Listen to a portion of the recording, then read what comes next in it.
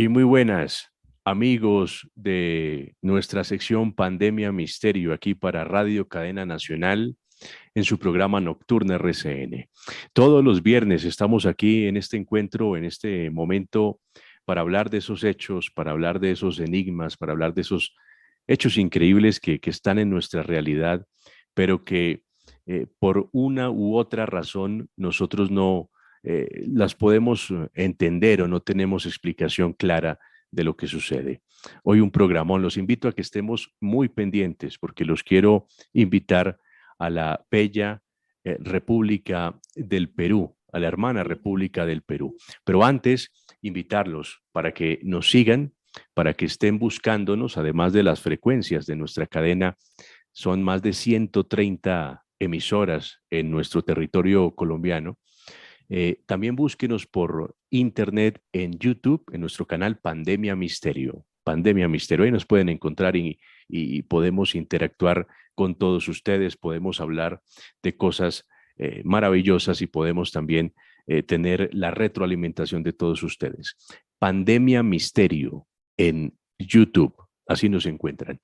También en iVoox estamos en sentido radiofónico, nos pueden buscar como sentido radiofónico en iVoox y ahí encontrarán todos nuestros contenidos, por supuesto, editados y ya con la mayor producción. Quiero hoy invitarlos, como dije, a la hermana República del Perú, que este país, este hermoso país de Perú, más que un país vecino de Colombia, es un país encantado, es un país mágico, es un país milenario. Para los amantes del misterio, pues Perú es un lugar privilegiado. Allí descubrimos, entre muchos otros misterios, las pistas de Nazca, ¿m? Las piedras grabadas de Ica, que es lo que el tema que nos convoca hoy, o el candelabro de Paracas, entre otros. Usted por donde vaya en esa bella región encontrará misterios que nos ponen a pensar. Hoy hablaremos entonces, como les digo, uno de los misterios que sigue sin respuesta y es tan fascinante como atrayente. Hay una casa, un museo, casa museo, como se conserva hoy, en la ciudad de Ica, en Perú. Y quiero recordar muy especialmente al doctor Javier Cabrera, que falleció infortunadamente ya hace unos años, en el año 2001, a finales del año 2001. Y el trabajo del doctor Cabrera es simplemente maravilloso. Les quiero adelantar, él reunió algo así como 11.000 piedras. Yo creo que ya por ahí ya pasaron, ya hay muchas piedras más en el museo. Pero estas piedras, que son de todos los tamaños y formas, tienen unos relieves asombrosos. Estamos hablando de unos relieves que ya pues vamos a entrar en detalle, pero que fueron labrados, según los estudios, hace más de 2.000 años. Estamos hablando entonces de toda una biblioteca lítica que ha sido desenterrada en la región allí donde se encuentra muy cerca a Ica. Entiendo que muchos se encontraron en el desierto de Ocucaje y pues esta es una apasionante historia. Quiero saludar, hoy tenemos el privilegio de saludar a Ernesto Cabrera Claux. Él es el director actual de la Casa Museo Científico Javier Cabrera y por supuesto hijo, uno de los 8 hijos del doctor Javier Cabrera, que está con nosotros. Pues apreciado Ernesto, gracias por atendernos, bienvenido aquí a Colombia a través de esta sección Pandemia Misterio.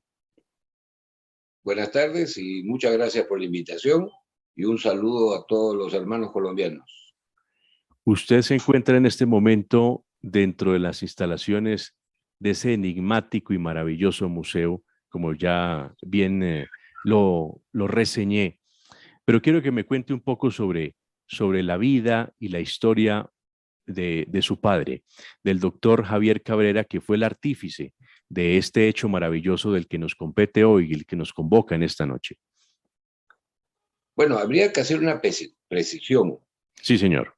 No es la casa museo, sino el Museo Científico Javier Cabrera, solo que está en la casa de la familia, que la familia Cabrera, Luis Jerónimo de Cabrera, fundó la ciudad hace 459 años. Hablando de Ica, ¿no? La ciudad de Ica. El 17 de junio se cumple los 459 años. Por eso que hablan del museo en la Casona Cabrera, que es un monumento histórico del Perú. Pero Ustedes realmente están en el el marco de la museo Plaza de Armas, ¿no? en la Plaza de Armas. Correcto, correcto. Entonces, el nombre correcto es Museo Científico Javier Cabrera. Y justamente, sí son 11.000 piedras las que tenemos en el museo. Y no son 2.000 años, sino millones de años que tienen las piedras. Increíble. Lo que pasa es que la ciencia, sobre todo arqueología y paleontología, estuvo un tiempo dogmática. No se han hecho más descubrimientos y siempre se ha tomado en cuenta unos espacios oscuros en la historia. Y mi padre descubrió eso, que no existen esos espacios y que la palabra misterio es un poco de falta de investigación. Entonces, mi padre ya tenía unos estudios anteriores a encontrar las piedras. Él no encontró las primeras, se habían encontrado unos años antes. Se hicieron unas investigaciones, unos ingenieros, un arquitecto, y determinaron casi lo mismo de lo que pasa con todos los restos arqueológicos del Perú y del mundo. Los tomaron como unas piedras de la época pre-inca y que tenían unos miles de años. No precisaron porque las piedras son materia inorgánica y no se le puede hacer carbono 14 como una prueba. Pero determinaron en las universidades que podías tener más de los años que tenía la cultura pre-inca. Pero en realidad tienen millones de años. Luego de que se descubrió estas piedras que mi padre no tenía conocimiento, en esta parte de la casa donde ahora es el museo funcionaba el consultorio médico de mi padre. Él era médico cirujano y acá atendía a muchos pacientes. Algunos tenían dinero y pagaban y otros tenían atención gratuita. Y mi padre guardaba los medicamentos que le regalaban los laboratorios como propaganda médica. Lo atendió un buen tiempo, muy bien. El señor se llama Félix Llosa Romero. Él era un fotógrafo profesional, una muy buena persona, y era amigo de mi padre, y mi padre lo mantuvo muy bien en su salud por un buen tiempo. Y el 13 de mayo de 1966, Félix vino a su consulta periódica y le dijo: Javier, te voy a regalar un obsequio para tu escritorio, una piedra para pisapapel. Así como mi hija me regaló esta piedra para pisapapel que me la hizo cuando era niña, a Félix Llosa, Félix le trajo la primera piedra a mi padre. Esta es una copia, no es la original. Si me espera medio minuto, dentro de un rato le enseño la original. Tranquilo, Pero no se preocupe. la tienen en la página web. Bueno, si quieren, Eh, vamos a decirle a los oyentes, las personas que nos están siguiendo en este momento por YouTube, en el canal Pandemia Misterio, vamos a mostrar la página del Museo Científico Javier Cabrera Correcto. para que puedan ustedes visualizar pues la piedra de la que estamos hablando, además de las instalaciones del museo y ese tesoro arqueológico inmenso y maravilloso que tiene este lugar en la ciudad de Ica, allí en el Perú. Aquí estamos viendo, este es usted, Ernesto, Así es. Mi padre y yo. su padre, el doctor Javier, en el cuadro, rodeado Correcto. de cientos de piedras que han sido almacenadas durante muchos años y que se han venido descubriendo en lugares cercanos a Ica, en el desierto, y que quiero que hablemos un poco de eso a profundidad, Ernesto, es las inscripciones eh, fantásticas que tienen estas piedras. Se pueden ver, se pueden visualizar, entre muchas otras cosas, podemos ver eh, mapas, podemos ver seres humanos o rastros de una civilización que no sabemos, nos dice Ernesto, pre-inca, pero que está interactuando en muchas oportunidades con seres que ya no existen. Por ejemplo, se ven hasta seres humanos con dinosaurios. Es algo asombroso, ¿no, Ernesto? Bueno, Tendríamos que tener un concepto distinto ahora. Esa es la casona, esa foto que vemos ahí, es la casa, y a la derecha está la primera piedra. ¿Qué es esta? Esta. Esa Esta es es la la... primera piedra, es una foto profesional, es un pez. Cuando mi padre recibe esa primera piedra, eh, muchas personas no saben que mi padre también tenía conocimientos de muy alto nivel de química, biología, y la familia tenía una empresa minera en Ica que se dedicaba a extraer las pequeñas cantidades de cobre que tenían las rocas de los cerros de Ica. Y esa empresa no andaba muy bien, mi padre tuvo, por encargo de mi abuelo, tuvo que ir a reflotarla y tuvo que aprender geología, ingeniería de minas y metalurgia.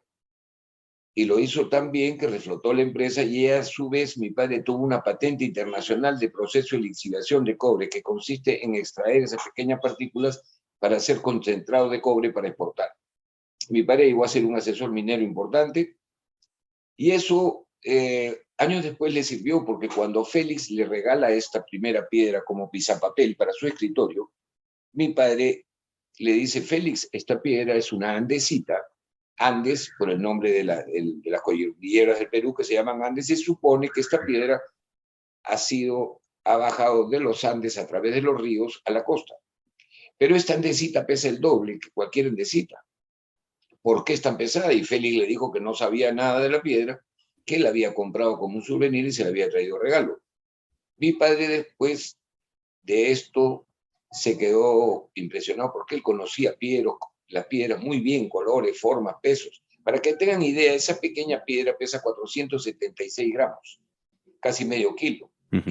Y ahí la tengo yo en las manos y se dan cuenta que es muy pequeña. Entonces, ahí empezó la inquietud científica de mi padre y luego fue a buscar a los libros. Mi padre fue fundador de la Universidad San Luis Gonzaga de Ica, catedrático principal, y fue a buscar y encontró dos cosas importantes. Primero, ese pez que está en la piedra es un celacanto, y el celacanto se supone ya se extinguió hace 30 millones de años. Las culturas incas y preincas no llegan a 7.000 años de antigüedad, por lo tanto un inca o un preinca jamás vio un celacanto, y entonces no pudo hacer el grabado de la piedra. Interesantísimo. Ernesto, es decir, que, que tratando de organizar toda esta información, porque a veces la evidencia lo abruma a uno y estamos viendo que ustedes tienen evidencia física recolectada por más de 40 años. Estamos diciendo que estas inscripciones en estas piedras pudieron ser hechas por una civilización mucho antes de los incas, pero que lógicamente se extinguió por alguna razón que no sabemos. Eso es correcto. Le explico. Según las teorías de mi padre, cuando él empieza a investigar sobre la piedra, también descubre que en los libros había una crónica de la época de la colonia, cuando los españoles le habían enseñado español a algunos indígenas, y uno de ellos escribió una crónica que decía que habían encontrado las piedras mancu. Según el idioma antiguo del Perú, manco significaba conocimiento de dioses. Eso también le llamó la atención a mi padre. Él fue a Ocucaje a ver el sitio donde habían sacado las piedras, conversó con los pequeños campesinos que a la vez son los huaqueros. Huacu es sinónimo de cerámica y el que extrae cosas debajo de la tierra se le dice huaquero, Claro. que al final terminan, Aquí en Colombia le decimos guaquero, pues al que trabaja en minas, buscando esmeraldas. Eh, claro, acá es el que saca restos ecológicos debajo del suelo, que está prohibido, es ilegal, pero tiene una práctica muy antigua y se sigue haciendo. Entonces, mi padre fue a Ocucaje, comprobó, hizo una excavación y comprobó que las piedras estaban debajo de la tierra y le dijo a los campesinos que le traigan las piedras. En esa época las piedras no eran nada, no tenían ninguna identificación de nada y él empezó a coleccionarlas en el año 66 hasta llegar a tener 11.000, de las cuales descifró. Ahora habría que hacer un paréntesis para darse cuenta que mi trabajo es difícil porque en el inicio de la página web ustedes van a ver un pensamiento de mi padre que decía, el ser humano no cree lo que ve, A ver. El ingreso, en el ingreso en inicio, si lo sube usted la foto, va a ver abajo, ahí Aquí, está. aquí está, El sí. ser humano nunca cree lo que ve, solo cree lo que está en los libros o lo que es oficial. Y ese es el único camino para nunca descubrir nada. Cuando las piedras empezaron a venir y mi padre las coleccionó para estudiarlas, se dio cuenta que él tenía un conflicto con las piedras, que no las podía entender, porque sus conocimientos, que no eran pocos, tenía un conflicto con los conocimientos que llegaban de las piedras, que eran nuevos y a veces contradictorios con los conocimientos que él tenía. Y él dijo que tuvo que sacarse el chip. Ahora las personas para entender este museo se tienen que sacar, perdón, él dijo que tenía que sacarse el cassette porque no había chips. Ahora tenemos que sacarnos el chip un rato para quitarnos los paradigmas para poder ver esto. Los conocimientos de las piedras son nuevos para algunas personas, pero ya hay una corriente mundial que sí las entiende porque han ido por otros caminos a buscar el origen de la vida y del universo. Mi padre se dio cuenta que cuando venían las piedras se repetían muchas cosas y empezó a decodificar imágenes. Las piedras tienen simbología, no hay idioma. Los hombres que nosotros vemos en las piedras no son incas. Si usted pone una foto más adelante, mientras yo le voy explicando, se va a dar cuenta y le voy a explicar características de ese ser que no es un inca. Pero como cuando se estudia la historia del Perú, todo lo que se encuentre es inca, o ceremonial, o guerrero, y cuando no hay una explicación o no la tienen, lo lógico es poner misterio. A mi padre no le gustaba mucho la palabra misterio, le gustaba trabajar en investigar.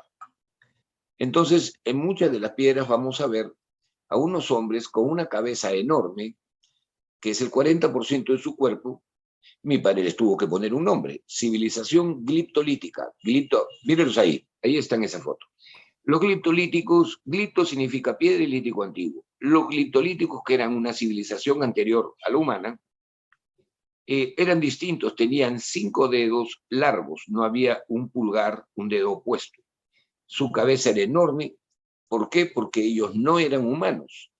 Mi padre descubre, y esa piedra que está en estos momentos en la foto es muy importante, mi padre descubre que ellos vinieron de uno de los 7 planetas de la constelación de Pléyades.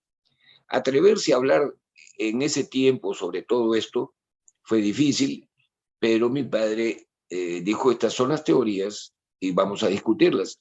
Muchas veces en los foros oficiales no se han querido discutir, pero los científicos del mundo están trabajando y han dado muchas muestras de que el 70% del libro que escribió mi padre, que se llama El mensaje de las piedras grabadas de Ica, tiene sustento con científicos que no corresponden ni a amistades ni cercanías a mi padre. Por ejemplo, el estegosaurio, es una piedra que tenemos acá en el museo, explica que el estegosaurio se reproducía por metamorfosis.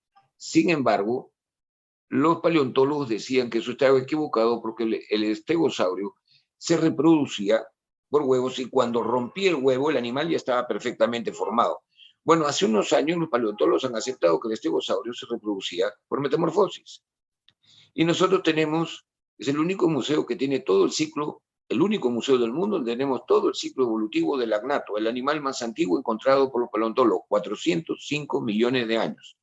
Lo que quiere decir que si hacemos una asociación de ideas simple, las piedras podrían tener 405 millones de años. Increíble, increíble. Ernesto, ustedes tienen algo así mal contadas, 11.000 piedras, me cuenta usted. Eh, Eso es más que una evidencia a la que cualquier científico en el mundo puede enfrentarse, puede estudiarla, puede palparla, puede tocarla. ¿Por qué el doctor Cabrera luchó tanto contra la ciencia establecida en ese momento? Porque no le creían o pensaban que esto era artífice de algún artesano. Bueno, en Internet vamos a ver lo que siempre pasa con un científico, ¿no? O con un descubrimiento científico o con las teorías del científico. Siempre hay detractores. En un momento hay que saber que hay una mafia mundial que se dedica al tráfico de piezas arqueológicas ilegales. Pero ahora es peor que antes porque ahora solamente China tiene 60 millones de millonarios y está de moda que los millonarios tengan colecciones privadas de las cosas más extrañas. Y muchas piedras, desgraciadamente, se fueron del Perú y mi padre protestaba por eso siempre. Fue muy enérgico al decir que tenía que pararse esa supuesta exportación de piedras grabadas a otros países ilegalmente, porque las piedras tienen series también y se descompletaban algunas series. Y mi padre se da cuenta que cuando van a una colección privada, como es ilegal, no las pueden mostrar y no las estudian tampoco, y lo que se pierde es el conocimiento, que es la misión de este museo, misión de mi padre que estoy continuando yo. No podemos dejar que el conocimiento se pierda porque alguna persona no puede verlo. Por ejemplo, esa piedra que tenemos al frente es un implante de conocimiento. Nosotros los humanos estamos lejos de hacer esto. Esa civilización que vino de Pléyades tenía el conocimiento y el manejo de la velocidad de la luz. Por eso pudo venir de 600 años luz a la Tierra. Eso es un trasplante de corazón, lo que están viendo ahora, pero no es un trasplante de corazón normal. Christian Bernard quiso venir a ver el museo, le dijeron que todas las piedras eran falsas, que mi padre las había hecho, y no vino, pero le enseñaron esa foto. En esa foto, en la parte de abajo, vemos a una mujer embarazada y en el medio un corazón. Mi padre determinó con sus estudios que normalmente ahora nosotros, para tener un trasplante de corazón, si es que tú buenamente me quieres donar tu corazón, tenemos que tener compatibilidad, si no mi cuerpo, como receptor, mi cuerpo va a rechazar ese órgano.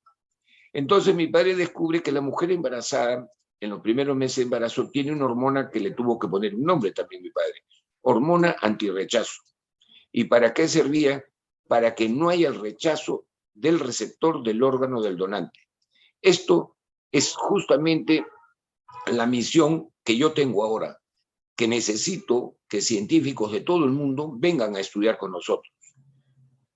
Ernesto, usted dijo hace unos segundos algo que me, me llama mucho la atención y es que hay secuencias de las piedras, es decir, como si uno abriese un libro y le arrancan unas hojas y pues se pierde la secuencia. Es lo que ha pasado con algunos de estos que trabajan con el tráfico de obras de arte, de cosas arqueológicas, que al llevarse pues unas piedras, lo que hacen es que rompen esa secuencia y dificultan el estudio apropiado de estas piedras, ¿no? Felizmente, no fueron muchas por las constantes protestas enérgicas de mi padre y también la capacidad de deducir de mi padre, de haber entendido y decodificado las piedras, es que se pudo interpretar muchas de las teorías, que seguramente hay algunos faltantes, pero es como una película, dos tomas no me van a determinar totalmente la idea, ¿no? Entonces, el conocimiento central de mi padre es que estos hombres gliptolíticos tienen unas puntas en la cabeza. Esas puntas en la cabeza no son adornos. Y sin embargo, los arqueólogos decían que eran adornos. En una anterior, por favor, donde están mirando el cosmos con un telescopio, ustedes van a ver las puntas en la cabeza. Una más atrás, por favor. La otra, ahí. No, una más, una más. Había una que estaban mirando el telescopio. Esta, Esa. esta. Si ustedes ven esas puntas en la cabeza, son para recibir energía. Los gliptolíticos no comían, no tomaban agua y no hablaban, porque eran seres energéticos. Dentro de ellos tenían una energía que la recibían por esas puntas. Y esa energía mi padre tuvo que ponerle un nombre, energía cognoscitiva. Es una energía que nosotros no conocemos. Ahora, hay algo parecido que se llama sun gazing, que es una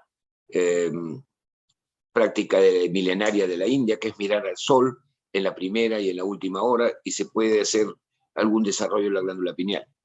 Pero estos seres eran de un nivel superior a los humanos, y son justamente, eso es lo que mi padre descubre como conocimiento central, que estos seres hicieron todo lo que hay en la Tierra que no tiene explicación y le llaman misterio. Por ejemplo, que tú no has dicho el término que dicen acá las líneas de Nazca, tú has dicho las pistas de Nazca, y tienes razón, porque Nazca para mi padre era un espaciopuerto, era un aeropuerto espacial porque los glitolíticos entraban y salían de la Tierra por Nazca, y posiblemente haya otro en la Tierra. Entonces mi padre descubre que estos seres superiores son los que hicieron las pirámides de Egipto, Sacsayhuamán en el Cusco, y todo lo que hay grande, con tecnologías que nosotros no comprendemos. Por ejemplo, las pirámides jamás fueron tumbas, son plantas de energía.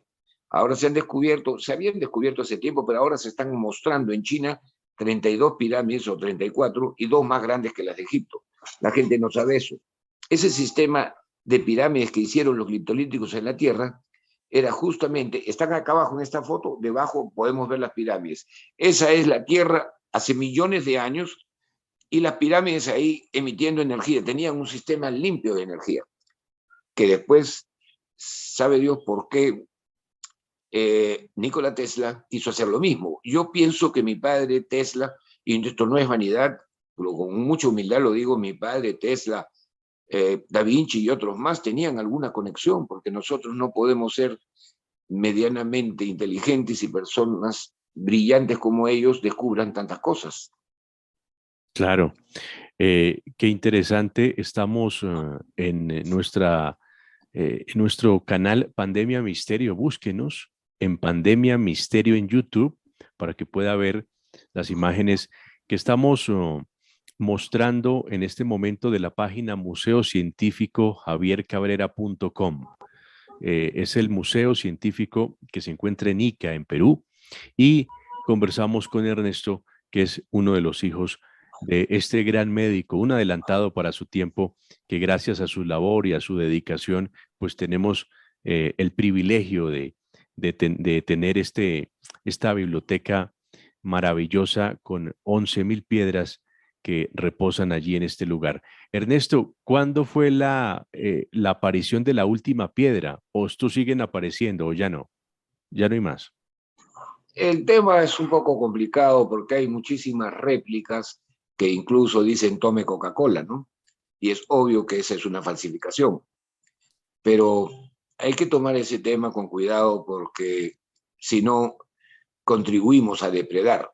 Claro, Ocucaje, cuando mi padre fue a Ocucaje la primera vez, regresó admirado porque él como minero tenía la costumbre de caminar mucho y se dio cuenta que Ocucaje tenía miles de huesos de animales prehistóricos.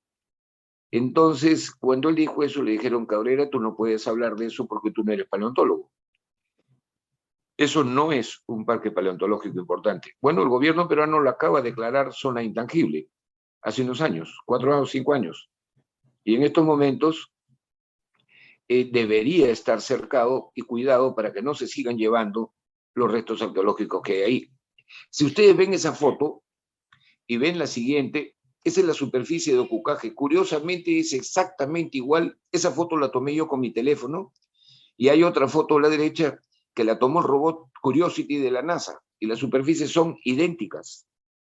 Y que eso no es esta que estamos casualidad. viendo es la del Curiosity, ¿no? En Marte, esta. Correcto, correcto. Y esta es la de Ocucaje, en el Así es. desierto. Sí, son exactos, las superficies son exactas. Hasta ahora ningún científico me puede dar una explicación. Esa foto las tomé yo. Entonces, Ocucaje es un sitio que debe ser un centro de estudio mundial de paleontólogos, arqueólogos y otro tipo de científicos, entre ellos físicos y personas que sepan medir energías y otras cosas más. Nosotros tenemos muchos proyectos en el museo. Desgraciadamente, ahora, con esta pandemia, eh, tenemos un periodo difícil, pero tenemos la fe de que vamos a continuar. Vamos a continuar, tenemos muchos proyectos. Ella es Fátima Requejo, la administradora del museo, que una linda persona, a la cual extraño mucho. ¿Qué pasó? Falleció, Ah, lo siento falleció mucho. hace unos años y nos falta. Claro. Sí, porque se necesitan esas mentes abiertas que tengan la condición especial de poder asimilar esto que estamos mostrando. Todo esto son fotografías tomadas en el desierto de Ocucaje, ¿no? Correcto. Hay unos videos también tomadas por un dron que me ayudó un amigo español, que es amigo común de Benítez, de JJ Benítez. Bueno, Sí. él es un experto en minería, el amigo, que se llama Benjamín. Él me ayudó con unos videos ahí con sus drones, un experto en los drones. Eso es una vértebra. Y hay muchísimos restos y no se estudian. Una universidad fue, hizo un estudio y cualquier persona va y saquea y destruye todo. Es una pena. Y mi padre trató de que no pase eso, yo también.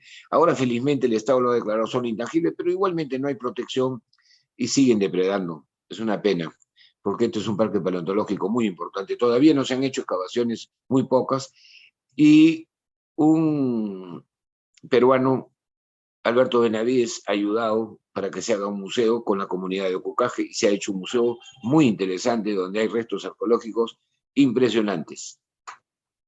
Sí, Ernesto, Eso es una ballena, esa es la mandíbula inferior de una ballena que incluso tiene las barbas. Esta ballena, esa mandíbula tiene unos 4,5 metros, está perfectamente. Esperemos que las cuiden porque si va a venir cada persona a sacar un pedazo, en cualquier momento no tenemos esa ballena, claro, esa mandíbula. claro. Ernesto, entonces, en este momento, las piedras, además de las investigaciones que ustedes han realizado, que realizó el doctor Cabrera en su momento, no hay ningún instituto, ninguna universidad que esté investigándolas. No, yo tengo contactos con mucha gente de afuera, desgraciadamente en el Perú las piedras son falsas porque las hizo mi padre con taladros de dentista. Esa es la idea que mantienen. ¿Por qué? Porque si yo a un arqueólogo o a un paleontólogo le enseño el museo, que lo he enseñado a muchos, ellos tienen un paradigma sobre la cultura inca y preinca y no pueden imaginarse que hubo una civilización anterior que hizo cosas grandes como las pirámides, como Machu Picchu y como muchas otras cosas inexplicables de la Tierra. Entonces tendrían que actualizarse o volver a estudiar y habría que votar algunos libros, desecharlos que tienen información que es dogmática y que no corresponde a la época ni a los nuevos descubrimientos que hizo mi padre y otras personas más en el mundo. Ernesto, Ocucaje, el desierto, queda ¿a qué distancia de Ica? 40 kilómetros y se hace en 45 minutos, una hora. Y los cerros, curiosamente, tienen forma en punta, como pirámides, y se llaman Cerros Las Brujas, hay un montón de leyendas ahí. Pero lo que es importante resaltar es que la gente siempre se impresiona por la majestuosidad de los fósiles y de las montañas de Ocucaje. Incluso hay un tour que se llama el Tour del Cañón de los Perdidos, pasan cerca de los fósiles y nadie los mira. Mi padre tenía una objetividad muy pronunciada sobre los hechos y sobre lo que dicen las piedras. Y realmente los restos arqueológicos son muy importantes, pero lo importante es el estudio que se haga sobre ellos, porque de ese es uno de los cerros principales, en punta. Evidentemente, Ustedes ven, parece una pirámide de Egipto. y hay muchos muy parecidos. Con el video que he puesto en el dron es impresionante, pero bueno, el asunto es que el descubrimiento central de mi padre es que no hay evolución. Mi padre dijo que Darwin esta es la mandíbula inferior de la ballena. Mi padre decía que Darwin hizo un trabajo de inventario de la vida de la época que era para aplaudirlo para siempre, pero que él no creía en la evolución. Y que tampoco hubieron cosas como, por ejemplo, si nosotros vemos un manto Paracas, que también está en el libro, mi padre documentó muy bien con fotografías, y ahora hemos mejorado la calidad de las fotografías. En un manto Paracas nosotros tenemos una visión microscópica de espermatozoides y óvulos. Los incas no tenían un microscopio y nunca pudieron ver un espermatozoide o un óvulo. ¿De dónde sale esa información para que vaya a un manto Paracas que tiene 3.500 años? Cuando los gliptolíticos estuvieron en la Tierra, ellos, por varias razones, se tuvieron que ir de este planeta, pero dejaron su conocimiento en piedras grabadas y en oro. Escogieron esos dos materiales porque iban a tener menos problemas en el tiempo por su resistencia. Por ejemplo, oro de tu país, que conozco, tuve la Sí. suerte de ir a Colombia, que me encantó, sobre todo Cartagena, que me pareció precioso. Bueno, este que vemos acá es un avión que está en el Sí, Museo de Oro de Bogotá. Según los científicos, esto no es un avión, es una mariposa, pero nosotros estamos viendo un avión. totalmente. Sí, Bueno, eso lo tomó, hay un video en YouTube, el científico, bueno, el diseñador más famoso de aviones del mundo, que es un alemán, dijo que ese avión tenía tecnología del futuro del que él estaba aprendiendo para hacer nuevos diseños. Sin embargo, para los arqueólogos es una mariposa. Este que vemos acá es un sacerdote, según los arqueólogos peruanos, un sacerdote, el Museo de Oro del Perú, está en Lima. Todas las explicaciones que dan es ceremonial, guerrero o misterio cuando no tienen una explicación. Este hombre no está tocando el suelo, está en el aire, tiene controles en las manos y máscara. Es un astronauta. No es un hombre ceremonial ni guerrero. Entonces, habría que seguir. Yo no sé, yo tengo 65 años y estoy con mi padre en el museo.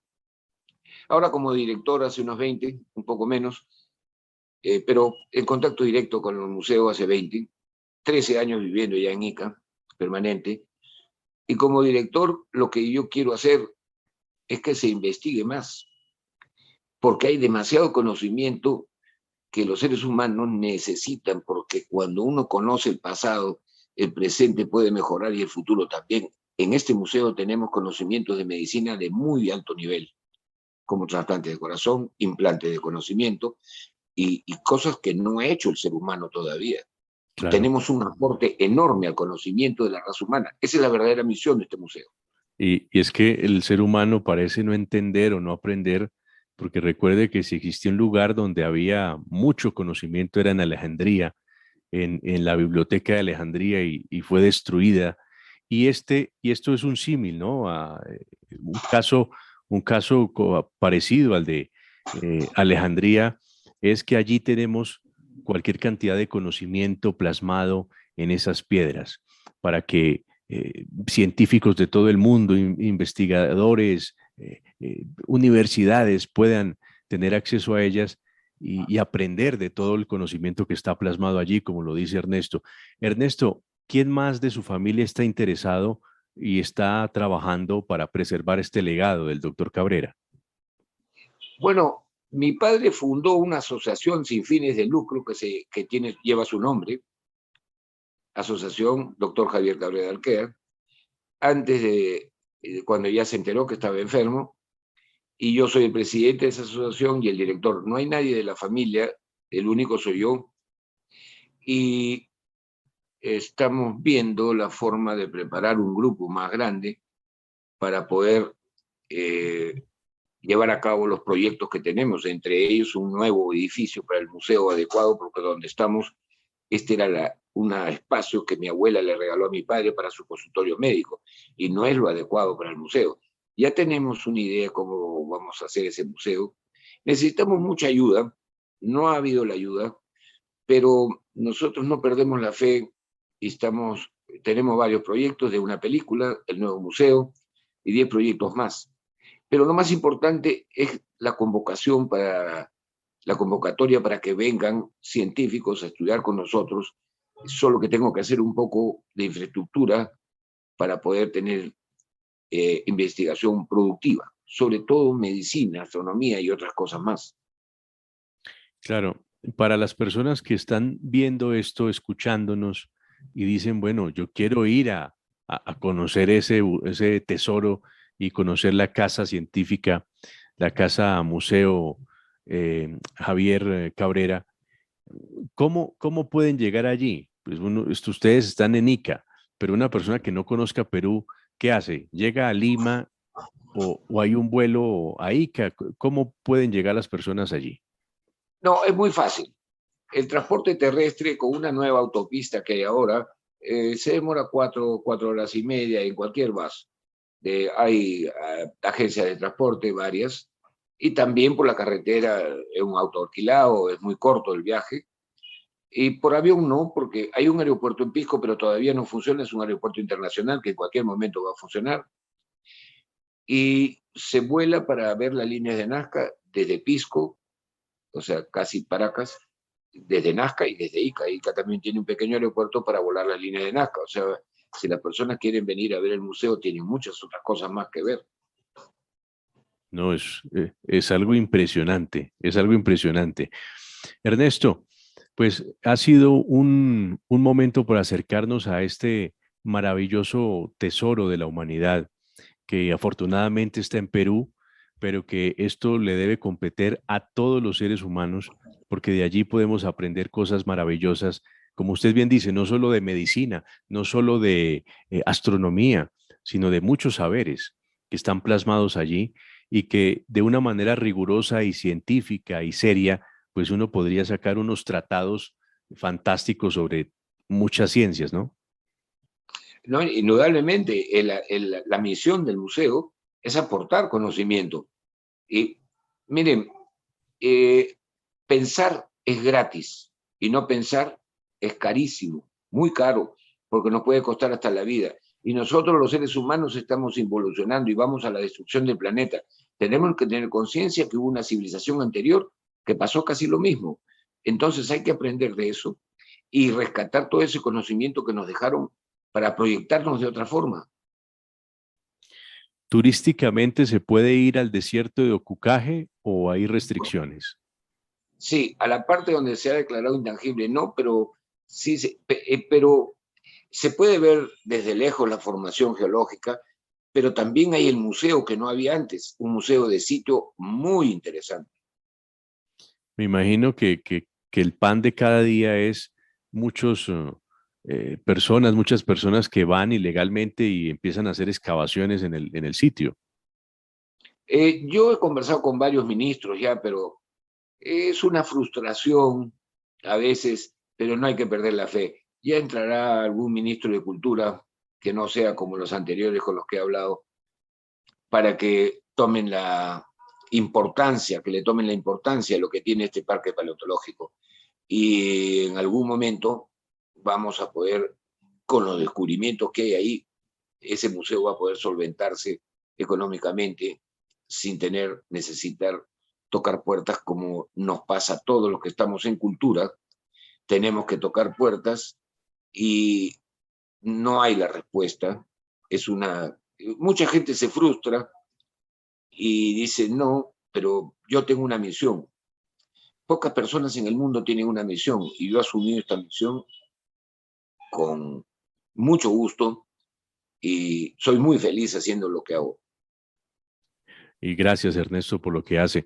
Ernesto, personalmente, por último, ¿cuál es la piedra que más le gusta a usted? ¿Tiene alguna que más le llame la atención y que sea su preferida? ¡Wow!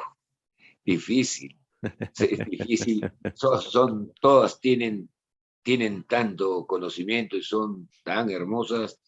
Eh, Hay una cosa que te voy a explicar, que aquí estuvo un técnico de la NASA, Joseph Blumich, y llevó piedras al laboratorio de la NASA. Nunca entregó los informes, porque es muy común en la NASA y en todos estos sitios, no se comprometen con descubrimientos de otros. Pero hicieron un análisis y le comentó a mi padre, Joseph Blumich, que el laboratorio de la NASA determinó que las piedras, en las líneas de los grabados de las piedras, no se encontró ningún tipo de herramienta, ni de ningún metal, ningún otro hueso, otra roca, ni un hueso, ni madera, porque la línea de los grabados de las piedras es distinta una piedra grabada a una piedra tallada. Estas Ujú. son piedras grabadas. Y la diferencia es justamente eso, que no fueron hechas con herramientas, sino con un rayo láser, un rayo de agua o una tecnología superior que nosotros no conocemos. Eso dijo Joseph Blumich. Y también determinó que en las líneas de los grabados había microorganismos fosilizados incrustados de millones de años. Y también determinó que estas piedras, por su formación geológica, es posible que hayan sido hechas para grabarlas y tal vez en otro planeta. Eso es impresionante. Totalmente. Bueno, Ernesto, para los que nos siguen, Pandemia Misterio en YouTube, Pandemia Misterio en YouTube. para que estén siguiéndonos con todo esto que estamos conversando, con las imágenes y con la conversación maravillosa que tenemos con nuestro invitado en esta noche. Ernesto, ¿con qué le gustaría terminar? ¿Qué reflexión final le gustaría dar a todos los que nos están viendo y escuchando? Bueno, con algo que yo escribí, que es lo único que yo he escrito del libro de mi padre, el prólogo. Sí, señor. El prólogo dice: hace mucho tiempo que llevo en mi alma este lindo sentimiento y estoy feliz de poder expresarlo como un homenaje a mi padre, el doctor Javier Cabrera de Arquea, un extraordinario ser humano que dedicó su vida a la investigación y que a través de sus valiosos descubrimientos encontró respuestas a las grandes incógnitas que existen sobre la existencia del ser humano y la vida. Estoy muy agradecido a Dios por haberme dado la vida, el padre que me dio, y por concederme la dicha de sucederlo en su importante misión de desentrañar el mensaje de las piedras grabadas de Ica. Espero que Dios también me conceda los años de vida que a mi padre le faltaron para poder continuar con su invalorable aporte a la ciencia. Pondré todas mis energías y mi amor para dar a conocer al mundo entero sus investigaciones sobre el origen y el futuro de la raza humana, y de las urgentes reflexiones que tenemos que hacer sobre la vida y su relación con la energía más grande del universo, que es Dios. Muy bien. Él es Ernesto Cabrera Claux, el director de la Museo Científico Javier Cabrera, o Museo Científico Javier Cabrera, mejor. Museo Científico Javier Cabrera en la ciudad de Ica, en el Perú. Pues Ernesto, ha sido, verdad, un placer, ha sido una conversación muy reveladora y yo sé que muchas personas se van a interesar bastante por esta información que hemos dado y por esas piedras, esa biblioteca que usted tiene allí, maravillosa, que es digna de cualquier museo del mundo y que necesita ser estudiada. Ernesto, le agradezco inmensamente la confianza y la amabilidad para compartir con nosotros aquí en Pandemia Misterio. Al revés, muchas gracias por la entrevista y espero que podamos contribuir para que la gente tenga una visión más amplia y también para poder desarrollar todo ese conocimiento en beneficio de la raza humana. Un abrazo, Ernesto. Muchas gracias. Igualmente para ustedes. Que tengan un bonito fin de semana.